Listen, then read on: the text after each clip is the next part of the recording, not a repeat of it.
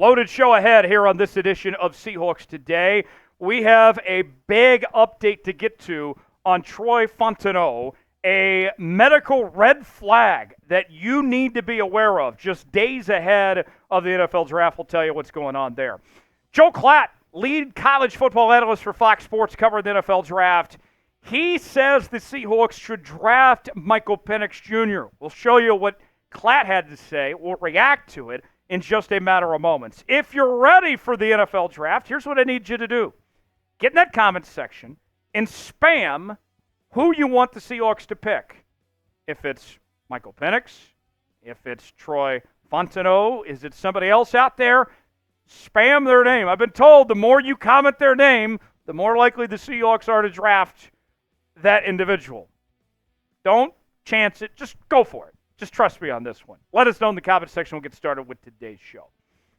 Let's start off with the latest on the Washington offensive lineman, Troy Fautanu. As a new report is out from SI's Albert Breer, that Fautanu's knee has been flagged by teams for medical reasons. A new development here with the draft merely just a few hours away at this point. Here's more from Albert Breer. Washington offensive tackle Troy Fautanu's knee was flagged. That one was described to me as the sort of issue that shouldn't be a problem in the short term, but could wind up impacting his longevity in the pros, though his high football character is a factor in making teams feel like he'll do all he can to take care of it and give himself the best chance. So here's what you need to know on the situation. Fautanu redshirted his freshman year due to a foot injury. He didn't miss a single game as a full-time starter for the Huskies between 2022 and 2023. Now, this red flag, if you will, did not result in any missed playing time. The foot injury was unrelated to this knee issue that we're talking about here. Now, if he is a member of the Seattle Seahawks, if they draft him, the thought is that the Seahawks would likely move him from the offensive tackle spot that he's been playing for the Washington Huskies to the offensive guard position. So, where does that leave us? I do find it convenient timing that this is put out there. I wonder if somebody is trying to put out a smoke screen to potentially hurt his stock of what all this means there. It is interesting that we find this out less than 48 hours away from the NFL draft, right? But on the flip side, it wasn't something that kept him off the football field. He still played with this supposed knee issue and looked just fine as far as I'm concerned. I'm not worried about this personally until it becomes a bigger issue. At least for now, it doesn't seem to be a problem. Now, the next question. Is Troy Fautanu a tackle or a guard? What exactly does his future look like on that end? Because although the Seahawks would be looking to play him at guard, Fautanu is looking for something otherwise. Listen to what he told Seattle Sports Radio recently. At the end of the day, I do think I'm a tackle. I've heard that a lot. I've heard both, but I've heard more tackle than anything. But there's guys in the NFL that haven't been around for a while, so you got to be realistic sometimes and get in where you fit in. So, what is he exactly that remains to be seen? Maybe in the Seahawks situation, he plays guard for now, moves to tackle later. Maybe you move Abraham Lucas to guard, whatever it may be. I think the Seahawks will find a way to figure it out. And Scott Huff and Ryan Grubb worked with Fautanu in Washington. They know his skill set, his strengths. They'll find a way to maximize it accordingly. Our pen comment today, should the Seahawks draft Troy Fautanu, knowing what we know, no pun intended, on this red flag that's out there, are you concerned enough to stay away? Let me know what you think. Y for yes, N for no, if the Seahawks should draft Fautanu or not. Today's show is sponsored by Game Time. Game Time, the best place to go for the best seats, the lowest prices guaranteed, whether you're looking for tickets to sporting events, concerts, theater productions, comedy shows, and more. Game Time's got it all. Maybe you want to go to a Seattle Mariners game. Pick the event you want to go to. They got the prices listed And then from there, you choose the seat you want. You might stumble upon a flash deal. See if you like that seat or not. And then within a matter of moments, you're checking out with Apple Pay, Google Pay, Venmo, all major credit card providers. Well, we got it all for you. We make it very easy and simple for you with Game Time. And to sweeten the pot a little bit, we're offering you $20 off your first purchase with Game Time. Yes, you heard that right. When you use the promo code ChatSports, you are going to save even more money on the best seats and the lowest prices guaranteed. So what are you waiting for? Download Game Time today. Terms and conditions do apply. The link is in the comments and description of today's video. Promo code ChatSports for $20 off. Game Time, proud partner of Seahawks Today and Chat Sports.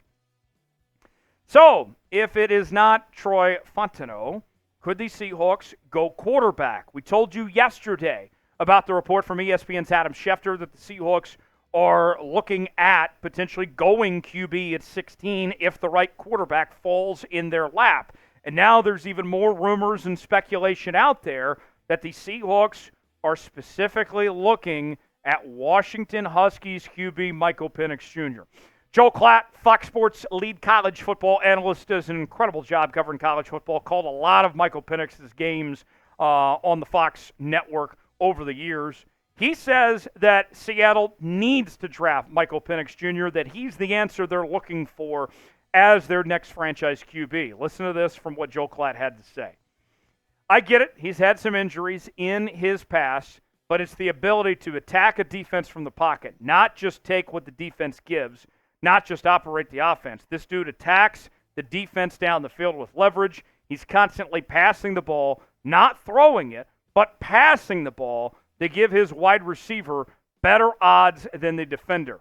If he goes to the right spot, I do believe Michael Penix could be a quarterback that leads a franchise to a potential Super Bowl. Strong words there from Joe Klatt. Now, let's be real for a second here, folks. I do not believe that Geno Smith and Sam Howell can lead the Seahawks to a Super Bowl. That's just not realistic. That is not going to happen. Neither one are franchise quarterbacks. I like Geno. I like what he's done for this team, and he's been a nice stopgap quarterback, but that's all he is, right? If you truly sit here and believe that Michael Penix can lead a team to a Super Bowl, that he's that caliber of franchise quarterback, that type of difference maker, then it's a no-brainer. Then go ahead and pick him at 16. But if not, if there's any hesitation there, then don't do it. But if you believe he is the difference to get this team to the next step, go ahead and take him. Go ahead and pull the trigger and take Michael Penix at 16 if you truly believe that's the case. More on Penix in just a moment, but let's ask you, should the Seahawks draft Michael Penix Jr.? Type D for draft, P for pass. Way in the comments section, let us know what you think.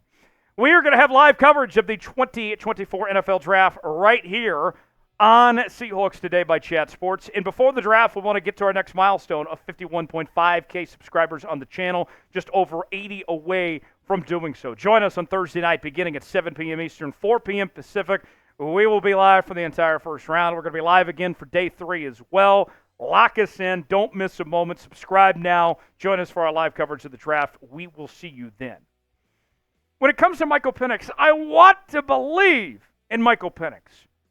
I mean, I loved what I saw from him this postseason. The way he thrived in the Pac-12 championship game. The way that he attacked that Texas defense and put Washington on his back to win the All-State Sugar Bowl this year in the college football playoff. But I have some concerns as well. Let's go over the pros and cons of Michael Penix. Pro, he's a winner. Guy's a gamer. I mean, we have seen it firsthand of what he can do. He's got that clutch gene. I mean, and if you're comparing him to Bo Nix, as far as that goes, he is a million times more clutch and more trustworthy in those big moments than anything I've ever seen from Bo Nix, right? A con, the injury history. This man's lost 2 ACLs in his career, and he hasn't played it down in the National Football League yet. That's concerning. How well is his body going to hold up if he's already dealt with that? Now, the pro, he's fearless. He's aggressive. This guy, nothing phases him at all. I love that about Michael Penix Jr., that he goes out there and goes balls to the wall out on the football field. Another con, can be too reliant on wide receiver talent. That Washington receiving core was arguably the best in college football this past year, playing with Rome Odunze and Jalen Polk and all those guys there.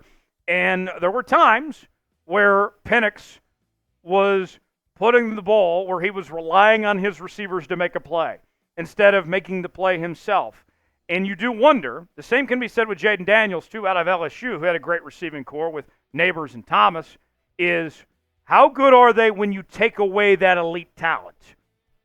I don't know. One of the pros I like about Penix is the good deep ball accuracy. I see the comparisons. People talk about him in Tua.